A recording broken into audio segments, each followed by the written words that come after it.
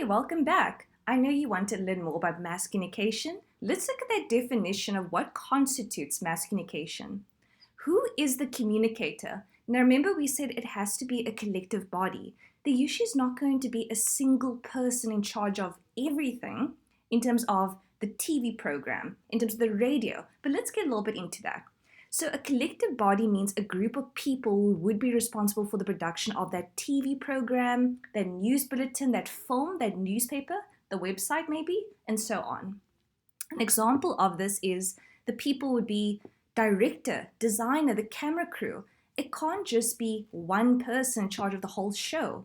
So during credits, we wouldn't have one communicator. It has to be a collective body. For example, if I told you, oh, that movie is really nice, that film that just got released, who is the communicator?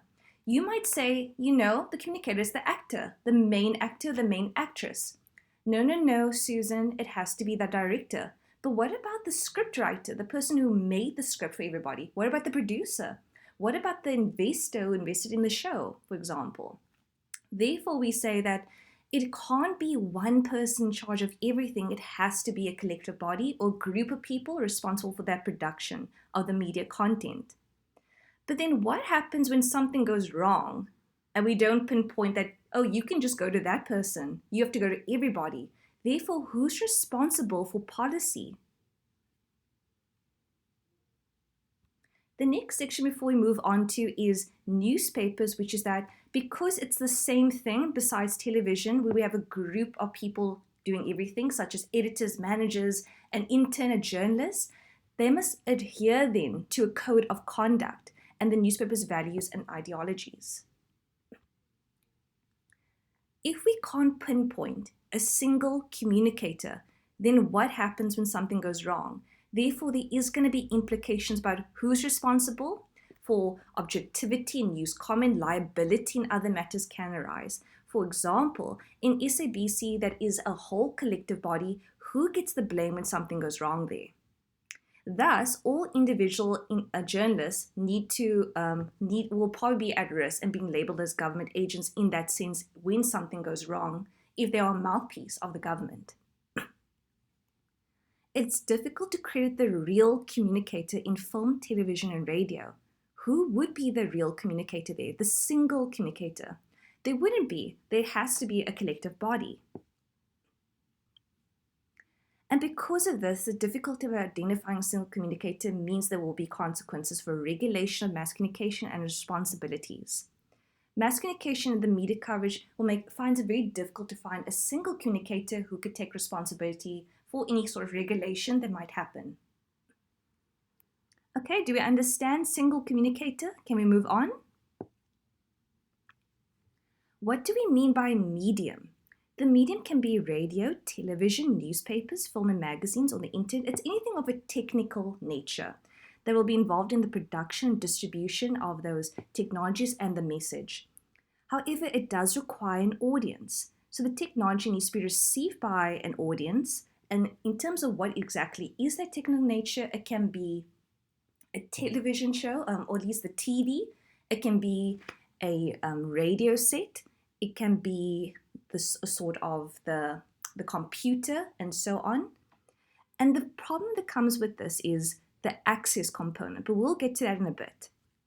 So in terms of that, we also need to take into account the financial component of this, which is that the audience needs to be able to receive the message being transmitted, and they need to have access to it as well as financial. So they need to be able to buy the newspaper or the computer game or that new website that's been uploaded, for example. And by medium, they say it's where the channel allows the media content to be transmitted and distributed. And in terms of multimedia, this is really transcended in the internet. Back in the day, you'd only have a radio set and listen to the radio, or you'd have to listen to maybe music only on a CD. But nowadays, the internet has allowed for so much sort of multimedia transmissions that you can listen to the radio on the internet. You can look at the weather, not on the TV on SABC2, but you can read about it in the newspaper. You can look about it online. You have it on your phone, a weather app. So what has been constituted as getting the message through the medium has really been quite a process and evolved through the times in terms of receiving that communication. We need to also consider, what is message? Message can be abstract or it can be concrete in meaning. What we mean by a concrete message is it's the form of the actual content being produced. Newspaper, I can hold. Television program, I can see. Radio program, I can hear. So concrete message would be the actual media content. Then we have some examples in the video here, such as a newspaper, a film, and so on. So we can call the concrete message media content or text. In terms of the abstract meaning, this is what me as the audience, the viewer or the listener, is encoding onto the media content. Therefore, I'm attaching my own meaning to the content and how I interpret the content. The message can thus also refer to signification. It's important to be very specific then when it comes to the concept of message, because every single person could attach a different meaning. We also have a message that can be analyzed on 4 levels. A message will constitute content, which is the actual topic that's being talked about or heard about or written about and so on. Therefore, we would also go into form. Are we getting this media content in a linguistic way, which is in the written way, or a visual picture way or video way? The substance would have to be the technology of the presentation through radio, television, and so on, the different aspects of that technical nature.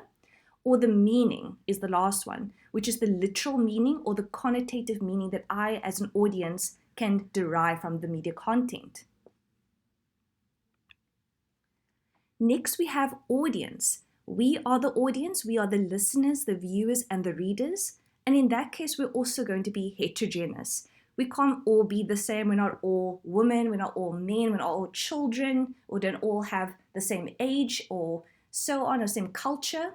Therefore, it's a heterogeneous audience, which is that when the mass media sends out a message to the audience, it needs to understand that everyone is different and could interpret the message differently. However, the collective body, the communicator, can target a specific group. They can target an Afrikaans group. They can target a certain age group in terms of the media content. And by sending out that communication, technology has developed so much that we have interactivity between the audience. Gone are the days when the media would just send out a single one-way communication, but now the audience has become such an active part in the communication process that they can also become part of this and reply back and send feedback to the media. The media audiences also use media as individuals, looking at newspapers or within a small group, so it can either be targeted to an actual individual or a sort of small group, and everyone can participate in this message together. You can read through more about this on page 100. And then we circle back to that issue of access. There is no point on saying that there is an audience if the audience can't access the message. So therefore, the audience needs to be able to afford the media, be able to have electricity to go and watch that TV or the radio. Then you're able to buy the newspaper and also get access to that newspaper stand or that shop. So you need to be able to access and afford the media. And they make a point here saying that the majority of the world's population can't access the media due to the finances. With the development of interactivity, though, we would call the media sort of the audience, not audience in terms of readers or listeners, but they can be known as media users or media consumers. So going forward, we don't have to call them consumers. That would not be the term used here. We wouldn't need to call them audience.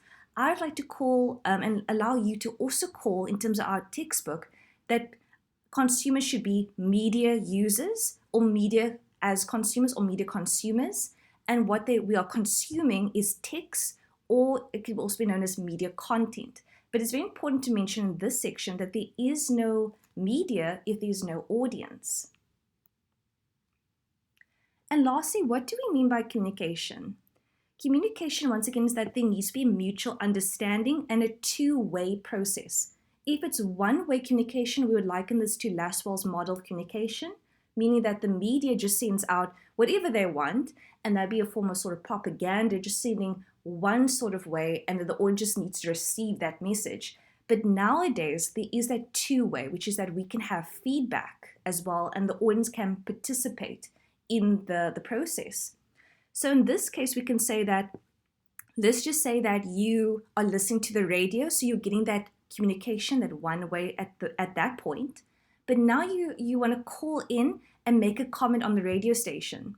So now you can call the radio station and allow that two-way, providing that feedback, which is quite amazing. You can also write letters. You can be part of a TV call, for example, and call in for the competition, and so on. Technology has changed rapidly to allow this, that we can participate. You can go on social media.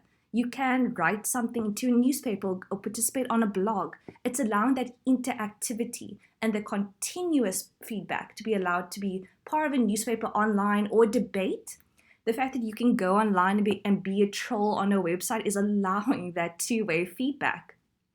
And then radio and TV has allowed talk shows and phone-in programs as well. And newspapers do allow the audience to publish their own opinions. Therefore, the feedback component is very worthy to mention here, because it has changed in the mass communication definition. And that is where we end in terms of theme 1 in our Learning Unit 2 work. In the next class, we're going to discuss the values and goals of theory in the building blocks of theory, and make sure that you are there, okay? Because task 2 does cover the purpose and focus in terms of theory. I will see you there.